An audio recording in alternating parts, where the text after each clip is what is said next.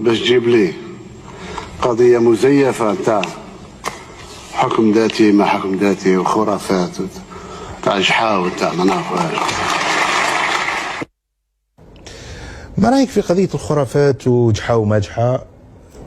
خطاب لرئيس جمهورية في قضية مهمة جدا، أولا تخص شعب وقضية تخص علاقات بينك وبين الجار المغرب، وقضية عندها 50 سنة كانت فيها الجزائر يعني انفولفد، يعني داخل فيها بكل قوتها، يعني لأنه تعتبرها أمن قومي.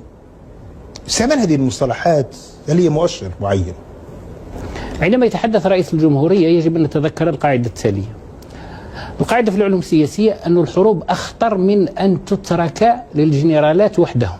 الدبلوماسية أخطر من أن تترك لعبد المجيد تبون ولارتجاله.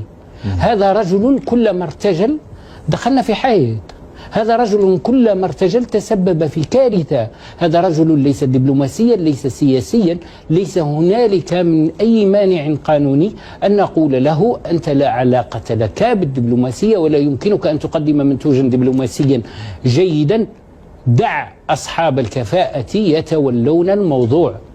اليوم الذي حدث هو التالي: الموضوعين الأساسيين للسياسة الخارجية في عهد الرئيس تبون اللي هما فلسطين والصحراء الغربية، مني فيهم النظام، مش الجزائر حشاها، مني فيهم النظام بخسائر فادحة جدا.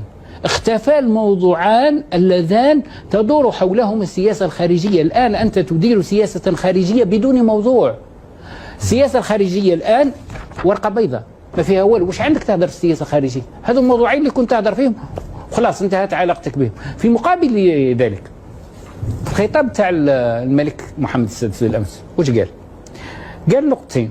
النقطة الأولى قال ما حدث لا نعتبره انتصارا، وهذه محاولة لعدم استثارة الطرف الثاني. النقطة الثانية قال ندعو أخي عبد المجيد تبون إلى الحوار. جميل جدا. ما هدف هذا الموضوع؟ هنالك هدفان لمثل هذا الخطاب: الهدف السياسي والهدف الإعلامي. الهدف السياسي هو إعطاء الانطباع بأننا جاهزون للانخراط في مرحلة مقبلة تختلف عما سبقها. الهدف الإعلامي هو تثبيت صورة البلد كبلد يمد يديه. وهذا يعني كلامك صحيح، لأنه وأنا أحضر الحلقة يعني رحت الجوجل فنشوف اهتمام وكالة الأنباء العالمية والصحف العالمية بكلام الملك المغربي. كان هناك صدى إيجابي وقدموا الكلام بتقديم إيجابي. نعم. يعني هذه نقطة. يعني علاش قدموه بتقديم إيجابي؟ لأنه مكتوب بحرفية وقام به دبلوماسي. حتى تعرف الصدى بالامس عمر هلال تاع الممثل المغرب في الامم المتحده قام بهذيك اللقطه اللي ما عجبت حتى واحد، غطى العلم الجزائري، لكن هذه اللقطه اختفت في سيل الاخبار الايجابيه التي ادى اليها الخطاب. هنالك من يكتب خطابا حرفيا ومهنيا، وهنالك من يرتجل في قضايا خطيره. يا جماعه مستقبل البلاد لا يجب ان يترك الارتجال. واحد لسانه سابقه قولوا له اهدى اسكت، انت خطر عمومي.